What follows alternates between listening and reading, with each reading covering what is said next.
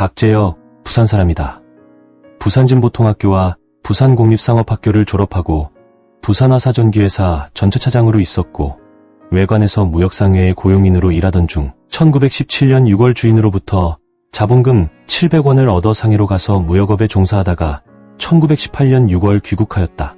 그는 보통학교와 사업학교 동창인 동지 최천택에게 조국을 위하여 목숨을 바쳐 투쟁할 것을 말하고 기회를 노리던 중 1919년 3월 1일 독립운동이 일어나자 다시 상해로 가서 중국 각지와 싱가폴 등지를 돌아다니며 무역을 하는 한편 여러 독립투사들과 교제하였다. 1920년 3월에 귀국하였다가 8월에 상해로 가서 김원봉을 만나 군자금 300원을 받아 부산경찰서를 파괴하고 그 서장을 사살할 것을 계획하였다. 동년 9월 상순 폭탄을 휴대하고 상해를 떠나 동월 6일 부산에 상륙하였다. 그는 14일 오후 2시 30분에 고서보따리로 이장한 폭탄을 등에 지고 경찰서로 서장을 찾아 서장과 탁자 하나를 사이에 두고 마주 앉아 몇 마디 환담을 한 후 고서를 꺼내는 척하면서 콕탄을 꺼내들고 서장을 유창한 일본말로 꾸짖고 콕탄을 던져 콕발시키니 서장은 부상을 당하고 그도 중상을 입은 채 붙잡혔다. 그는 모진 악형 끝에 기소되어 1920년 11월 6일 부산지방법원에서 무기징역 선고를 받았다. 1921년 2월 14일 대구복심법원에서 사형, 1921년 3월 31일 경성고등법원에서 최종 사형을 선고받아 형이 확정되었다. 대구형 무소에 수감된 그는 혹독한 고문과 폭탄의 상처로 극심한 고통을 겪었다. 박재혁 의사는 외적의 손에 욕보지 않겠다 결심하고 1921년 5월 11일 옥중 단식으로 순국하였다.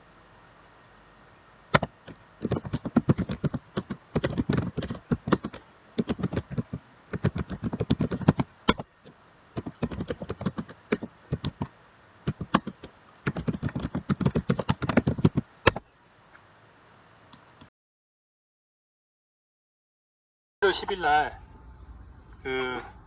중국의 이제 지린시 길림성에서 김원봉을 비롯해 의열단의 이제 10여 명의 청년들이 신흥모관학교 출신의 청년들이 맹렬히 의를 실천하겠다면서 의열단을 만들어요. 그리고 이제 이거를 막 수개월 동안 준비를 해서 폭탄 제조를 뭐 연구를 하고 뭐 이래저래 준비를 해가지고 마침내 1920년 5월과 6월 달에 서울과 이제 약산의 고향인 밀양과 그 다음에 부산으로 해가지고 이제 폭탄을 해서 이제 7가살 5파괴라 그래서 반드시 죽여야 될 7명과 뭐 조선 총독 등 뭐 7명과 반드시 파괴해야 될 5군데 그 조선 총독부 등 5군데를 정해가지고 7가살 5파괴를 실행하기 위해서 이제 폭탄을 이제 운반해서 서울과 부산과 밀양으로 이제 들어가는데 애석하게도 항상 어디에나 밀정은 있었어요. 그리고 그 밀정에 의해서 제대로 된 작전을 실행하기도 전에 모든 작전이 다 일망타진당합니다. 약산을 비롯해서 약산을 제외한 대부분의 초기의 의열단 멤버들은 10여 명의 그 멤버들 중에 대부분은 다 잡혀 들어가요. 근데 약산이 여기서 포기를 안 하고 상하이에 임종이 있으니까 1920년에 상하이로 건너가가지고 다시 한번 운동을 조직을 하는데 근데 의열단 조직원들이 제대로 된 조직원들이 이미 다 잡혀간 상황인 거야. 수개월 동안 준비했는데 자기는 의백이니까 작전을 총괄해야 되니까 남아있었는데 자기를 제외한 모든 대원들이 다 잡혀갔어. 근데 어떻게 가만히 있어? 동료들이 다 잡혀갔고 밀정에 의해서 잡혀나갔는데 그러니까 복수를 해야 될 거 아니에요.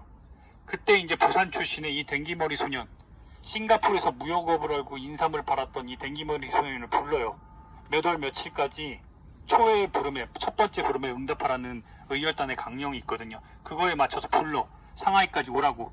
이 싱가포르에서 여러분 말이 돼요. 1910년대 후반과 20년대 여러분 그 인삼을 팔던 사람이었어요. 그러니 여러분 얼마나 내가 항상 얘기하죠. 친일과 항일의 갈림길에서 똑똑해야 된다고.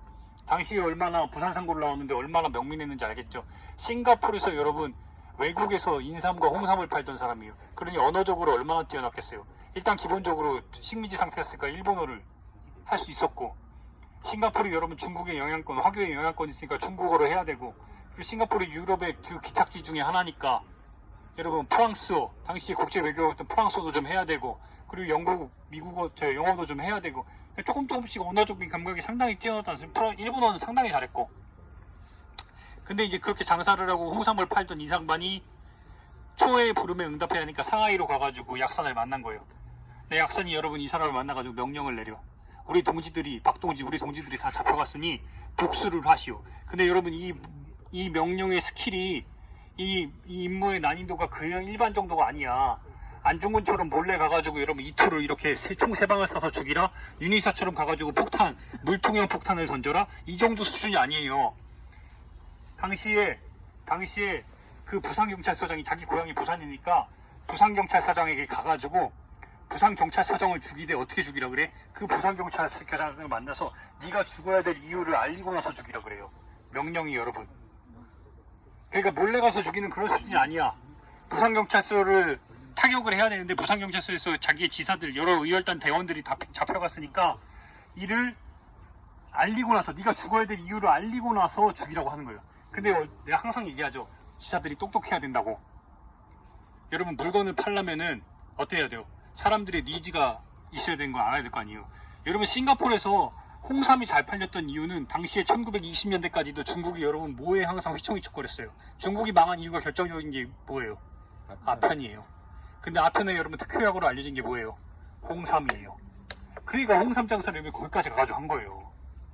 그러니 얼마나 여러분 고객의 니즈가 있으니 물건 팔러 가는 거야. 근데 자기의 여러분 목표는 뭐예요? 부산경찰서장이야. 하시모토라는 부산경찰서장이야. 그러니 고객의 니즈에 맞춰가지고 어때요? 폭탄을 준비하고 총을 준비해야 될 거 아니야. 그러니까 하시모토가 뭘 좋아하는지 일단 하시모토를 만나야 죽일 거 아니에요. 그러니까 하시모토가 뭘 좋아하는지 알아야 될 거 아니야. 근데 정보망을 굴렸지. 물건을 팔아야 되니까. 목표를 이뤄야 되니까. 그래서 하시모토가 여러분 좋아하는 게 뭐라고 한 거야? 고소인 걸 한 거예요. 그래서 그 고소를 상하이에 있는 고소상을 불러가지고 자기의 홍삼을 팔아서 고소를 구해서 일본 나가사키와 대마도를 거쳐가지고 부산으로 1920년 9월 달에 마침내 가는 거예요. 근데 여기서 이제 기가 막힌 마지막 유언이 나오는 거죠. 제가 항상 말씀드릴 듯 이제 고소상으로 위장을 했으니까 여기서 이제 그 유언이 나오는 거예요. 14자의 유언. 각이여다 수익이면 불각이 재견구난. 각이여다 수익. 수익은 기약할 수 있을 것 같은데 불각이 재견구난. 근데 그대의 얼굴은 다시 보지 못할 것 같구려. 내가 목표는 이룰 수 있을 것 같은데 당신, 우리 대원들의 얼굴은 다시 보지 못할 것 같구나. 그리고 실제로 수일 뒤에 1920년 9월 달에 박재혁이 하시모토를 만나서 부산경찰서장 2층에서 서장실에서 고소를 하나하나 꺼내고 마지막에 거기서 튀어나온 게 여러분 뭐예요? 아니요. 폭탄이 나오기 전에 문서 하나가 먼저 나오죠. 그 문서에 뭐라고 적혀있어? 당신이 죽어야 될 이유가 적혀있는 거야. 그리고 순차적으로 폭탄을 이 정도 거리에서 터뜨립니다. 그러니 하시모토 몸에 폭탄이 박히고 박재혁의 몸에 폭탄이 박히고 그 서장실에 폭탄이 박힙니다. 근데 일본 놈들이 박재혁을 어떻게 해요? 살려내요. 하시모토도 살려내. 결국엔 결과적으로 하시모토는 죽습니다. 근데 이 박재혁 의사가 여러분 몸에 폭탄이 박힌 상황에서 대구형무소에 수감이 됐고 사형 선고를 받고 박재혁 의사는 여러분 최종적으로 1921년 5월 달에 죽습니다. 9월 달에 의거를 일으키고 그해 다음에 이제 5월에 죽는데 최종적으로 사형 선고를 받고 선고가 결정이 돼서 이제 죽을 날짜가 결정이 됐어. 그때부터 박재혁 의사는 여러분 어떻게 해요? 단식을 해요. 외놈 손에 죽을 데 없다면서 9일 동안 단식을 해가지고 스스로 목숨을 끊는 거예요. 이게 박재혁 의사의 삶이었어요.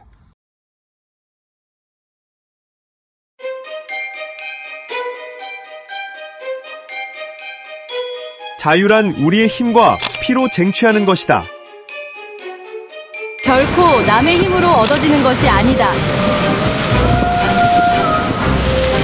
순국선열의 헌신과 희생이 가슴 벅찬 자주독립, 우리의 역사가 되었습니다. 사단법인 조선이열단 기념사업회 순국선열의 희생과 헌신 자주독립 정신으로 이어가겠습니다.